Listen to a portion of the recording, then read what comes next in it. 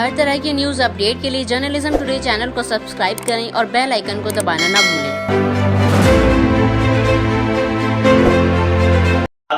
جب اسرائیل نے غزہ پر حملہ کیا اور غزہ کو نیست و نابود اور تباہ و برباد کر دیا، اس صورتحال پر بھی گفتگو ہوگی۔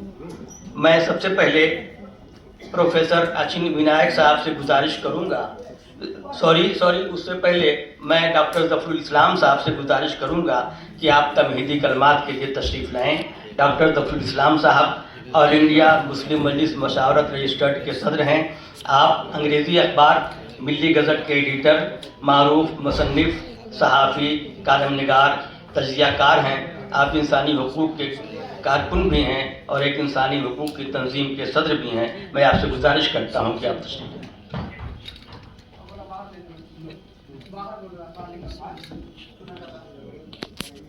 سلام، نمسکار، آداب۔ سب سے پہلے میں آپ سب لوگوں کا شکریہ ادا کرتا ہوں کہ آپ لوگ فلسطین کے نام پر یہاں جمع ہوئے، اور ان سارے ہمارے اسپیکرز اور مہمانوں کا بھی شکریہ ادا کرتا ہوں جو کہ یہاں پہ تشریف لائے۔ سب کے سب اپنی جگہ پہ اہم ہیں۔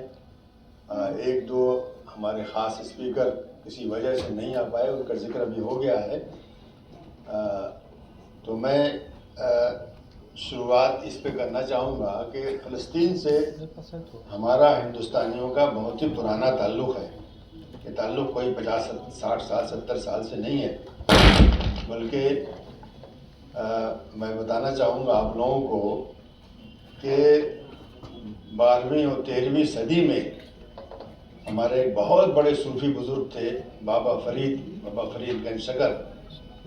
انہوں نے وہاں جا کر کے فلسطین میں، یروشلم میں، جس کو ہم بیت المقدس بھی کہتے ہیں، وہاں پہ چلہ کاٹا تھا۔ چلہ یعنی 40 دن عبادت کرتے ہیں، سولیٹری ورشپ، چلہ کاٹا تھا، اور ان کے لیے ایک زمین وہاں پہ خریدی گئی تھی۔ اور اس کے بعد بابا نانک نے بھی جا کر کے وہاں پر 14ویں 15ویں صدی میں جب وہاں پہ گئے تھے، وہاں پر بھی انہوں نے چلہ کاٹا تھا، اور وہ جگہ آج بھی موجود ہے۔ اس کا نام انڈین ہاسپائس بولتے ہیں، بھی آپ سرچ کر لیے نیٹ پہ، آپ کو مل جائے گا، انڈین ہاسپائس ان جیروسلم، آپ کو مل جائے گا۔ بہت ہی بڑی جگہ ہے، اور ہندوستان کی حکومت نے کچھ 8-10 سال پہلے کی بات ہے کہ اس پہ کوئی $7-8 ملین خرچ کر کے اس کو رینوویٹ کیا، اس کو ٹھیک کیا ہے۔ بہت بڑی جگہ ہے، اور آج اس کے ایک حصے کے اندر یونائٹڈ نیشنز کا آفس ہے، اتنی بڑی جگہ ہے وہ۔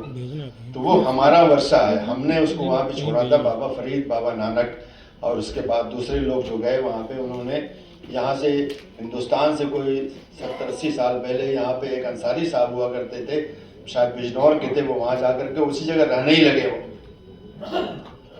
تو وہ آج بھی موجود ہے، وہ بہت بڑی جگہ ہے، اور وہاں پر آج بھی ہندوستانیوں کے لیے وہ بنایا گیا ہے کہ ہندوستانی آئیں اور وہاں پہ قیام کریں۔ ایک طرح سے آپ کا جیسے کہ رباط ہوا کرتا تھا مکہ مدینے میں، اس طرح کی چیز ہے کہ آ کے وہاں پہ رہیں، وہاں پہ عبادت کریں، اور وہاں پہ جو وہاں پہ مقدس مقامات ہیں اس کو دیکھیں۔ تو ہمارا اس کے علاوہ بھی وہاں پر بہت سے پراپرٹیز ہیں ہماری ہندوستانیوں کی، مطلب وقف ہیں، تاکہ اس ہاسپائس کے لیے اوپر خرچ کیا جا سکے۔ بل یہی نہیں ہے، بلکہ غزہ کے اندر بھی ہماری پراپرٹیز موجود ہیں، اس لیے کہ اس سے جو آمدنی ہو اس ہاسپائس پر خرچ کیا جائے۔ مطلب ایک ہمارا بہت ہی پرانا تعلق ہے، اور یہ تعلق چلتا ہی آ رہا ہے۔ 1920s اور 30s میں ہندوستان کے لوگوں نے فلسطین کی بہت تائید کی، جبکہ بڑا مسئلہ بنا ہوا تھا برٹش آکوپیشن کے بعد۔ وہاں پر دنیا بھر سے لا کے یہودیوں کو بسایا جا رہا تھا، تو بڑا ہنگامہ مچا ہوا تھا۔ ہمارے لوگوں نے بہت اس پہ حصہ لیا، یہاں سے گئے، کانفرنسز میں گئے، ان کو یہاں بلایا، یہاں سے ان کے لیے پیسے بھیجے گئے، بہت کچھ کیا۔ اس میں ہمارے اس زمانے کے لوگ، آج کل کے لوگ تو بھولتے جا رہے ہیں، ایک مولانا بہت ہی بڑے لیڈر تھے، بلکہ یہ کہا جاتا ہے مولانا محمد علی جوہر اتنے بڑے لیڈر تھے۔ آپ کو بتاتا ہوں میں کہ ایک بار وہ ایک ٹرین میں سفر کر رہے تھے، اور اسی ڈبے میں آ کر کے مہاتما گاندھی بیٹھے، اور ان کے مولانا محمد علی جوہر کے جیب میں یہاں کچھ رکھا ہوا تھا، یہاں پہ ان کی شیروانی میں۔ تو انہوں نے مذاق کرتے ہوئے پوچھا کہ اس میں کیا رکھا ہوا ہے، تو انہوں نے کچھ بتایا۔ تو مہاتما گاندھی نے کہا نہیں یہاں تو گاندھی کو ہونا چاہیے، آپ کی اس کے اندر اتنی بڑی ان کی شخصیت تھی، اور وہ انہوں نے اتنی فلسطین کے لوگوں کی مدد کی تھی کہ جب وہ ان کا انتقال ہوا، جب وہ 1931 میں جو انگریزوں کا ہے، جس طرح سے کہ فرانسیسیوں کا ہے، یہ مہاتما گاندھی نے فلسطین میں اسرائیل بننے سے پہلے کہا تھا یہ بات۔ ان کے پاس بہت سے یہودی آئے تھے ایک ڈیلیگیشن لے کر کے کہ صاحب آپ ہماری تائید کیجئے، انہوں نے کہا میں نہیں کر سکتا، غلط کام میں نہیں کر سکتا، آپ جو ہے اپنے اپنے ملک میں رہیے، وہاں جائیے، اپنے وزٹ کیجئے، وہ ٹھیک ہے، لیکن یہ کہ آپ اس پہ قبضہ کریں اور وہاں کے لوگوں کی جگہ پہ آپ لے لیں اس کو۔ اور ہوا یہی ہے، بعد میں دیکھا آپ لوگوں نے جانتے ہی ہوں گے کچھ نہ کچھ کہ سن 48 میں کس طرح سے ایک بہت بڑا ظلم ہوا۔ اس وقت وہاں پر یہودی ایک تہائی تھے، لیکن اقوام متحدہ یونائٹڈ نیشنز نے، جو کہ اس وقت ایک چھوٹا سا ادارہ تھا، آج کل جتنے بہت سے ممبرز ہیں 200 ممبر آج ہیں، اس زمانے میں ایسا نہیں تھا، بلکہ کچھ ہی ممبر تھے، انہوں نے بیٹھ کر کے اس کو ڈیوائڈ کر دیا پیلسٹائن کو۔ اب دیکھیے یونائٹڈ نیشن کے چارٹر میں ڈویژن کہیں ہے ہی نہیں ہے، آپ ڈیوائڈ نہیں کر سکتے کسی کنٹری کو، لیکن انہوں نے ڈیوائڈ کر دیا اور 56% یہودیوں کو دے دیا، 56%، جبکہ وہ 1/3 تھے، 1/3 جو تو ان کو 33% دینا چاہیے تھا، 56% دے دیا، باقی لوگوں کو جو ہے انہوں نے 44% دیا، جو کہ 2/3 تھے۔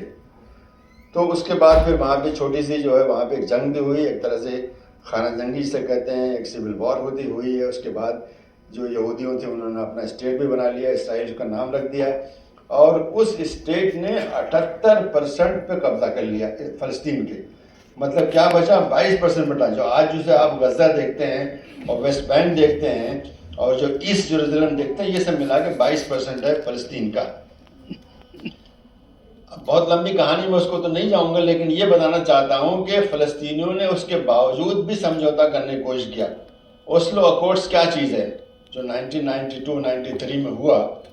اوسلو اکارڈز یہی ہے کہ فلسطینیوں کا کوئی بات نہیں ہے، جو ہمارا 22% ہے وہی ہم کو دے دو، ہمارے لیے کافی ہے۔ اور وہاں کی کچھ لوگ تھے، جیسے وہاں کے اس وقت کے پرائم منسٹر رابین تھے، انہوں نے کہا کہ ٹھیک ہے، انہوں نے بھی جا کے معاہدہ کیا، اور جا کر کے امریکہ کے اور اوسلو اکارڈز یعنی ناروے ہے، ناروے کے نے بڑی مدد کی، اس کے اندر ایک معاہدہ ہوا۔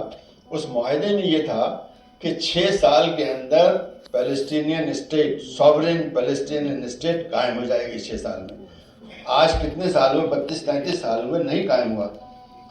اس کی وجہ کیا ہوئی کہ وہاں پر ایسے لوگ بھی تھے، کچھ لوگ تو جو چاہتے تھے یہودیوں میں بھی کہ کچھ بات ہو جائے، کچھ ہو جائے، لیکن کچھ ایسے بھی لوگ تھے جو کہتے تھے کہ نہیں بھائی، ہم کو جو ہے فلسطین کا ایک حصہ بھی نہیں دینا، سب کا سب اسرائیل ہے۔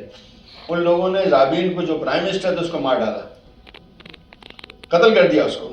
اور اس کے بعد جو گورنمنٹ آئی ہے لیکود کی، جس کے مسٹر نتنیاہو ہیں، ان لوگوں کا پہلے دن سے یہ تھا کہ ہم کو فلسطین میں کوئی بھی عرب حکومت، فلسطینی حکومت نہیں بننے دینا ہے، بنے گی تو صرف ایک میونسپلٹی رہے گی، اس سے زیادہ کچھ نہیں رہے گی۔ اور بننے سے پہلے، بہت سے لوگ نہیں جانتے، بننے سے پہلے انہوں نے پلان بنا لیا تھا کہ ہم اوسلو اکارڈ کو ناکام کریں گے۔